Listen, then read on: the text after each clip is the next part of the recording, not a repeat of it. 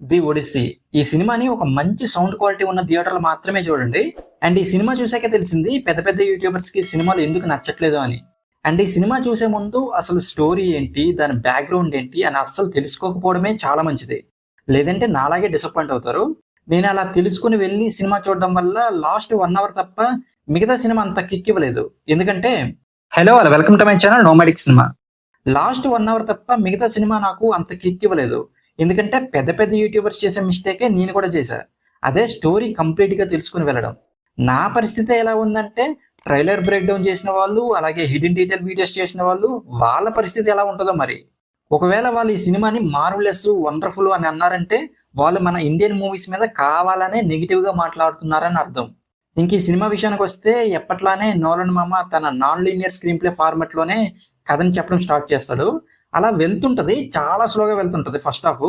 నా పక్కనున్న అతను మంచి స్లీప్ కూడా వేశాడు. అంత స్లో ఉంటది ఫస్ట్ హాఫు. ఇంకా సెకండ్ హాఫ్ కొంచెం బెటర్ అనిపించింది. కాకపోతే నెక్స్ట్ ఏంటనేది నాకు ముందే తెలిసిపోవడం వల్ల అంత కిక్ ఇవ్వలేదు. కానీ లాస్ట్ 1 అవర్ మాత్రం చాలా నచ్చింది. ఎందుకంటే చాలా మంచి డ్రామా ఉందక్కడ. అక్కడొచ్చే బీజీఎం కావచ్చు, యాక్టర్స్ పెర్ఫార్మన్సెస్ కావచ్చు అన్నీ కూడా అదిరిపోయాయి ఆ పోర్షన్‌లో. ఈ సినిమాకి major plus BGM and cinematography. అలాగే యాక్టర్స్ పెర్ఫార్మన్సెస్ కూడా చాలా బాగున్నాయి. అందరూ కూడా చాలా బాగా చేశారు. ఇంకా డైరెక్టర్ క్రిస్టోఫర్ నోలన్ అందరికీ తెలిసిన కథని తన స్టైల్‌లో చెప్పాలనుకున్నాడు. చాలా వరకు సక్సెస్ అయ్యాడు. కాకపోతే లెంగ్త్ విషయంలో కొంచెం కేర్ తీసుకోవాల్సింది. ఒక 20 మినిట్స్ వరకు ట్రిమ్ చేయొచ్చు. ఇంకా ఓవరాల్‌గా మూవీ గురించి చెప్పాలంటే సినిమా బావుంటది. ఎప్పుడంటే ట్రైలర్ బ్రేక్ డౌన్ వీడియోస్, అలాగే హిడెన్ డీటెయిల్ వీడియోస్ చూడనప్పుడు.